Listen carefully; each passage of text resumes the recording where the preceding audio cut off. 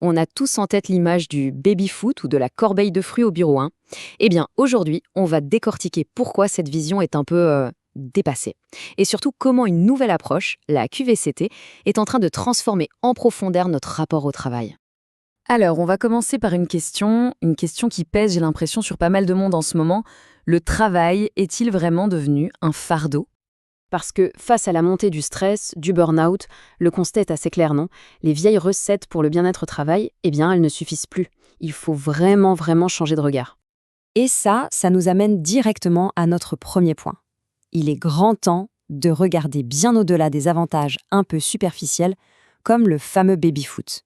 Regardez bien ce schéma, c'est très parlant. D'un côté, on a l'ancienne vision, la QVT. Des solutions sympas, ponctuelles, comme le yoga ou les fruits. C'est agréable, mais ça ne change pas le fond du problème. Et de l'autre, la nouvelle approche, la QVCT, qui s'attaque, elle, au cœur du réacteur. Les pratiques des managers, la charge de travail, le sens de ce qu'on fait, l'autonomie. Bref, on passe du cosmétique au structurel. Alors, comment on est passé de l'un à l'autre, de la QVT à la QVCT? En fait, tout tient en une seule lettre, un C. Mais vous allez voir, ce C change absolument tout. Et voilà, le fameux C. Il est là, pour condition. Et ça, c'est la révolution. Ça veut dire qu'on arrête de juste vouloir compenser un travail pénible avec des petits plus. Non. Maintenant, l'idée, c'est d'améliorer le travail lui-même, les outils qu'on utilise, la façon dont on est organisé. C'est une transformation de fond. D'ailleurs, cette évolution, elle ne sort pas de nulle part. Regardez, avant 2020, on parlait de QVT de façon assez superficielle. Le tournant, c'est 2020, avec un accord national qui a complètement changé la donne. Et depuis 2022, c'est officiel, on parle de QVCT. On a intégré pour de bon ces fameuses conditions au cœur du sujet. C'est un vrai changement de paradigme. Mais alors, concrètement, ça veut dire quoi la QVCT? De quoi on parle? Pour y voir plus clair, on va explorer ensemble les 3 grands piliers qui la structurent. Le tout premier pilier, et ce n'est pas un hasard, c'est la santé mentale. L'idée, c'est d'être proactif, d'agir en amont pour prévenir le burn-out, au lieu de juste réagir quand c'est trop tard. Ça passe par la gestion du stress, bien sûr, mais surtout par l'analyse des risques psychosociaux, les fameuses RPS, qui sont directement liés à l'organisation du travail. Le deuxième pilier, là, on touche à un point névralgique, le management et l'organisation.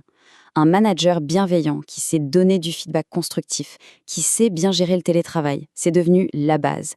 L'objectif, c'est vraiment de construire une culture de la confiance, où l'autonomie est la règle, parce que c'est un des plus gros moteurs de l'engagement. Et enfin, le troisième pilier, c'est l'équilibre et l'environnement de travail. On parle ici du fameux droit à la déconnexion, de l'ergonomie, mais aussi et surtout d'une gestion intelligente de la charge de travail. L'idée est simple. Un bon équilibre vie pro-vie perso, ce n'est pas un bonus, c'est un prérequis pour bien fonctionner.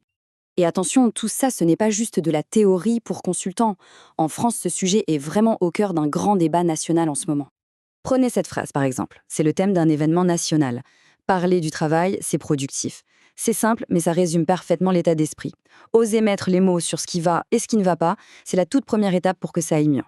Et ce dialogue, il est très concret. Il prend la forme de grands rendez-vous, comme la semaine pour la QVCT ou Préventica. Ce sont des moments où tout le monde se retrouve pour échanger des solutions. Ça montre bien que le mouvement est lancé et qu'il s'ancre dans la réalité des entreprises. Et ce qui est fou, c'est de voir à quel point les sujets se sont élargis. On ne parle plus juste de stress, non. On parle du sens du travail, de l'humour comme outil de management, et même du lien entre santé au travail et changement climatique. Ça prouve que la vision de la qualité de vie au travail est devenue beaucoup plus vaste. Et tout ça, ça nous amène au dernier point, qui est sans doute le plus crucial. La QVCT, ça dépasse les murs de l'entreprise. C'est devenu un vrai enjeu de société. Cette citation d'Alain Rousset le dit parfaitement. Améliorer les conditions de travail, c'est du gagnant-gagnant. Mais c'est aussi un levier pour les grandes transformations de notre époque, qu'elles soient économiques ou écologiques. Et pour ceux qui seraient encore sceptiques, il y a les chiffres.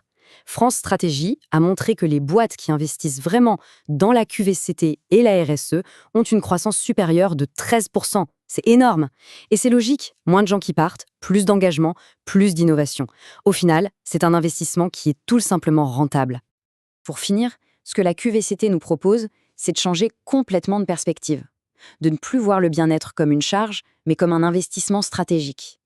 La vraie question qu'elle nous pose, c'est: et si prendre soin des conditions dans lesquelles on travaille était finalement la clé pour construire un futur à la fois plus humain et plus performant.